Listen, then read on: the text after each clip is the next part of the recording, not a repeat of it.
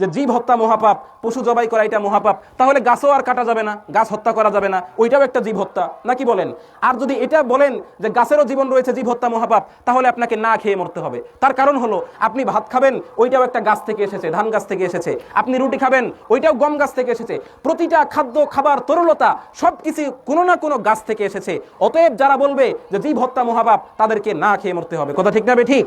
فقد قال الله تبارك وتعالى فأعوذ بالله من الشيطان الرجيم بسم الله الرحمن الرحيم لن ينال الله لحومها ولا دماؤها ولكن يناله التقوى منكم كذلك سخرها لكم لتكبروا الله على ما هداكم ولعلكم تشكرون صدق الله العظيم الحمد لله আল্লাহ রাব্বুল আলামিনের অসংখ্য অগণিত শুকরিয়া যে আল্লাহ রাব্বুল আলামিন অত্যন্ত দয়া করে, মায়া করে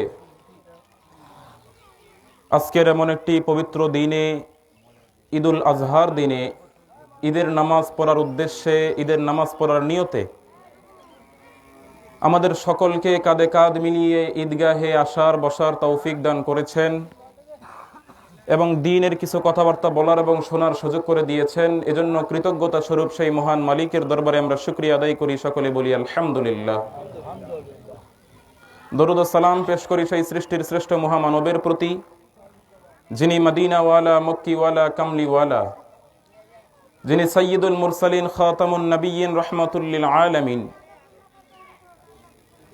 যিনি সর্বকালের সর্বশ্রেষ্ঠ মহামানব, সেই মহামানবের প্রতি আমরা সংক্ষিপ্ত আকারে দরুদ ও সালাম পেশ করি, সকলে পড়ি সাল্লাল্লাহু আলাইহি ওয়াসাল্লাম।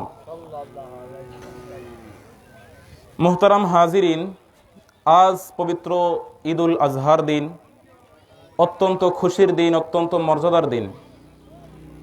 মহানবী সাল্লাল্লাহু আলাইহি ওয়াসাল্লাম ইরশাদ করেছেন, ইন্না লিকুল্লি কওমিন ঈদান, প্রতিটি জাতির জন্য, প্রত্যেক কওমের জন্য একটি বিশেষ দিন থাকে, আর মুসলমানদের জন্য এই বিশেষ দিন হলো পবিত্র ঈদের দিন। হাযা ঈদুনা, যে আমাদের জন্য আনন্দের দিন হলো ঈদের দিন। আজহা, আজহাত এই শব্দটির অর্থ হলো উৎসর্গীকৃত প্রাণী, যেটা আল্লাহর জন্য কোরবানি করা হয়। ঈদুল আজহা অর্থ হচ্ছে কোরবানির ঈদ, অর্থাৎ মুসলমানদের জন্য ত্যাগের মধ্যেই একটা অন্যরকম শান্তি থাকে। শুধুমাত্র ভোগের মধ্যেই শান্তি এমনটা নয়, ত্যাগের মধ্যেও মুসলমানদের জন্য শান্তি। যেমনিভাবে একজন পিতামাতা নিজে না খেয়ে সন্তানকে খাওয়াইয়ে সে তৃপ্তি পায়, নিজে না পড়ে সন্তানকে পড়িয়ে সে তৃপ্তি পায়, এই যে একটা মা বাবার ত্যাগ, এই ত্যাগটা করে মা বাবা যেমনিভাবে তৃপ্তি পায়, ঠিক তদ্রূপ মুসলমানদের জীবনে যারা মুমিনগণ, তারা ত্যাগ করে আল্লাহর জন্য নিজের জান মালকে খরচ করে তারা তৃপ্তি পায়। এটার মধ্যে রয়েছে মুসলমানদের তৃপ্তি। এক সাহাবীর একটি ছোট্ট ঘটনা বললে আপনি সহজে আপনারা বুঝবেন যে ত্যাগের মধ্যে কিভাবে প্রশান্তি লাভ করা যায়, তৃপ্ত হওয়া যায়। চতুর্থ হিজরি সনের সফর মাসে নবী করিম সাল্লাল্লাহু আলাইহি ওয়াসাল্লামের নির্দেশে বনু আমের গোত্রের যে নেতা ছিলেন আমের বিন তুফাইল, তার নিকটে ইসলাম গ্রহণের বা ইসলামের দাওয়াতের একটি পত্র প্রেরণ করা হয়। এই পত্রের যে বাহক ছিল তিনি ছিলেন হারাম বিন ফিলহান রাদিয়াল্লাহু তাআলা আনহু। তিনি এই পত্র নিয়ে গিয়েছিলেন আমের বিন তুফাইলের কাছে। তো আমের বিন তুফাইল পত্র তো গ্রহণ করেইনি, সে তো ইসলামের দাওয়াত গ্রহণ করেইনি, বরং সে অপর আরেকজনকে ইশারা দিল, যেই সাহাবী পত্র নিয়ে গিয়েছে তাকে হত্যা করার জন্য। এমন ইঙ্গিত যখন দেওয়া হলো, পিছন দিক থেকে বর্ষা নিক্ষেপ করে ওই সাহাবীকে হত্যা করা হলো। হারাম বিন ফিলহান রাদিয়াল্লাহু তাআলা আনহুর পিছন দিকে যখন, পিঠ বরাবর যখন বর্ষা নিক্ষেপ করা হয়, সামনের দিকে তার সিনা ভেদ করে বর্ষা বের হয়ে যায়। এভাবে তাকে হত্যা করা হয়। তো যখন এরকম ভাবে সে যখন হত্যার শিকার হলো, যখন তাকে বর্ষা নিক্ষেপ করা হলো, তখন তার জবান দিয়ে বের হয়ে গেল, আল্লাহু আকবার ফুজতু ওয়া রাব্বিল কাবা, হে আল্লাহ, আমি তোমার বরত্ব বর্ণনা করছি এবং আমি আজকে সফল হয়েছি। সেই সাহাবী কি বলল? যে আমি আজকে সফল হয়েছি, অর্থাৎ আল্লাহর দ্বীনের জন্য যে সে নিজে কোরবান হয়ে গেল, এটার মধ্যে সে এতটাই তৃপ্ত হলো, তৃপ্তি পেল, যে সে আল্লাহর কাছে শুকরিয়া আদায় করতেছে যে হে আল্লাহ, আমি ওই কাবা ঘরের শপথ যে আমি আজকে সফল হয়েছি। তো মুসলমানদের এরকমভাবে ত্যাগের মধ্যেই মুসলমানদের শান্তি। তো আজকে আমাদের পবিত্র ঈদুল আজহা, ঈদের দিন, কোরবানির দিন। এই কোরবানি সম্পর্কে আমরা সংক্ষেপে কিছু জানবো, কিছু শিখবো, যেহেতু আমাদের সময়ও খুব সংকীর্ণ। আল্লাহ তাআলা পবিত্র কোরআনের আয়াত, আমরা এই ঘটনা সকলে কম বেশি জানি। আল্লাহ তাআলা তার নবীকে বলতেছেন, ওয়াতলু আলাইহিম নাবা আবনাই আদম বিল হক, হে নবী, আপনি তাদের মাঝে বর্ণনা করুন আদম আলাইহিস সালামের দুই পুত্র হাবিল এবং কাবিলের কথা, তাদের কুরবানির ইতিহাস বর্ণনা করুন। তো ওই হাবিল এবং কাবিলের মাধ্যমে কুরবানির ইতিহাস, কুরবানির সূচনা হয়। তবে তাদের কুরবানিটা ইব্রাহিমের কুরবানির মতো ছিল না। তাদের কুরবানিটা কেমন ছিল? আল্লাহ তাআলা আয়াত নাজিল করেছেন, ইয কুরবা কুরবানান ফাতুকুব্বিলা মিন আহাদিহিমা ওয়া লাম ইউতাকাব্বাল মিনাল আখর। যখন তারা উভয়ে আল্লাহর দরবারে কুরবানি পেশ করলো, তাদের একজনের কুরবানি কবুল হয়েছে, অপরজনের কুরবানি কবুল হয়নি। যার কুরবানি কবুল হলো না, সে তখন বলল যে ক্বালা লা আকতুলান্নাক, আমি তোমাকে হত্যা করব। অর্থাৎ কাবিল হাবিলকে বলল যে আমি তোমাকে হত্যা করব। এর পরবর্তীতে হযরত ইব্রাহিম আলাইহিস সালাম এবং তার পুত্র ইসমাইল আলাইহিস সালামের যে কুরবানি, যে ত্যাগ ছিল, যে ইব্রাহিম আলাইহিস সালামের পুত্র সন্তান ছিল না, আল্লাহর কাছে দোয়া করতে করতে দীর্ঘদিন পরে তার সন্তান জন্মগ্রহণ করলো। যে আল্লাহর কাছে তিনি দোয়া করেছিলেন, রব্বি হাবলি মিনাস সলিহিন ফাবাশশারনাহু বিগুলামিন হালিম। এরপরে আয়াত নাজিল হয়েছে, ফালাম্মা বালাগা মাআহুস সাইয়া, যখন ওই সন্তানটি কিছুটা বালেগের বয়সে উপনীত হলো, তখন আল্লাহ তাআলা ইব্রাহিম আলাইহিস সালামকে নির্দেশ দিলেন, এর মাধ্যমে ইব্রাহিম আলাইহিস সালামকে জানানো হলো যে তোমার সেই প্রিয় পুত্রকে তুমি কুরবানি করো। ইব্রাহিম আলাইহিস সালাম কোন রকমের কোনো আপত্তি পেশ করেননি, তিনি কোন রকমের অজুহাত করেননি। আমরা হলে হয়তোবা বলতাম যে আল্লাহ তাআলা এর পিছনের রহস্যটা কি, কেন আমি আমার সন্তানকে কুরবানি করব, কেন এই কাজটা আমি করব, হয়তোবা এমন প্রশ্ন আমরা করতাম, অজুহাত দিতাম। কিন্তু ইব্রাহিম আলাইহিস সালাম কোন রকমের কোনো অজুহাত পেশ করেননি। তিনি নির্বিঘ্নে, তিনি নিঃসংকোচে, কোন রকমের আপত্তি অজুহাত ছাড়াই তিনি আল্লাহর জন্য তার সন্তানকে উৎসর্গ করেছেন। তো এর পরবর্তীতে আল্লাহ তাআলা বলতেছেন, ওয়া তারাকনা আলাইহি ফিল আখিরিন, অনাগত মুসলমানদের জন্য আমি এটাকে বাধ্যতামূলক করেছি। কিন্তু আল্লাহ তাআলা ভালোভাবে জানেন যে পরবর্তী মুসলমানগণ তারা ইব্রাহিম আলাইহিস সালামের মতো নিজের সন্তানকে কুরবানি করতে পারবে না। কাজেই তিনি সন্তানের পরিবর্তে পশু কুরবানির নির্দেশ দিয়েছেন যে তোমরা পশুকে কুরবানি করো। এজন্য আল্লাহ তাআলা কোরআন আয়াত নাজিল করেছেন, লা ইয়ানালুল্লাহু লুহুমুহা ওয়ালা দিমাউহা, যে তোমরা যে কুরবানি পেশ করো, এই কুরবানির রক্ত, এই কুরবানির গোশত আমার নিকট পৌঁছে না, ওয়ালাকি ইয়ানালুহুত তাকওয়া, আমার নিকট পৌঁছে শুধুমাত্র তোমাদের এই কুরবানির তাকওয়া। যে তোমরা কে কোন নিয়তে আমার কাছে কুরবানি পেশ করতেছো, এটাই শুধু আমার কাছে পৌঁছে, আমার কাছে রক্ত গোশত কোনোটাই পৌঁছে না। যেমনি ভাবে রাসূল সাল্লাল্লাহু আলাইহি ওয়াসাল্লাম হাদিসে এসেছে, আন আয়েশা রাদিয়াল্লাহু তাআলা আনহা ক্বালা রাসূলুল্লাহ সাল্লাল্লাহু আলাইহি ওয়াসাল্লাম, হযরত আয়েশা থেকে বর্ণিত, নবীজি সাল্লাল্লাহু আলাইহি ওয়াসাল্লাম বলেছেন, মা আমিলা আদামিয়ুন মিন আমালিন ইয়াওমান নাহরি আহাব্বা ইলাল্লাহি মিন ইহরাকিদ দামি। যে আল্লাহ রাসূল সাল্লাল্লাহু আলাইহি ওয়াসাল্লাম বলতেছেন যে কুরবানির দিনে মানুষ যে সমস্ত কাজ করে থাকেন, যে সমস্ত ইবাদত বন্দেগী করে থাকেন, এর মধ্যে সর্বোৎকৃষ্ট, সর্বোত্তম ইবাদত হচ্ছে মা আমিলা আদামিয়ুন মিন আমালিন ইয়াওমান নাহরি আহাব্বা ইলাল্লাহি মিন ইহরাকিদ দামি। এর মধ্যে সর্বোচ্চ আমল হলো রক্ত প্রবাহিত করা। কি প্রবাহিত করা? আজকের দিনের সবচেয়ে বড় আমল হচ্ছে রক্ত প্রবাহিত করা। ওয়া ইন্নাহা লাতাতি ইয়াউমাল কিয়ামতি, কিয়ামতের দিন, বিকুরুনিহা ওয়া আশআরিহা ওয়া আজলাফিহা, যে কিয়ামতের দিনে এই কুরবানির জবেহকৃত পশুটির শিং, তার খুর, বিকুরুনিহা ওয়া আশআরিহা ওয়া আজলাফিহা, ওয়া ইন্নাদ দামা লা ইয়াকউ মিনাল্লাহি বিমাকানিন ক্বাবলা আন ইয়াকউ মিনাল আরদি ফাতিবু বিহা নাফসান। কিয়ামতের দিনে এই যে কুরবানির জবেহকৃত পশুটির খুর, তার পশম, তার রক্তগুলো আল্লাহর দরবারে হাজির হবে এবং তারা ওই কুরবানি দাতার পক্ষে সুপারিশ করবে, কুরবানি দাতার পক্ষে সুপারিশ করবে। এজন্য নবীজি বলতেছেন যে ফাতিবু বিহা নাফসান, এজন্য তোমরা আনন্দ চিত্তে তোমরা কুরবানি করো।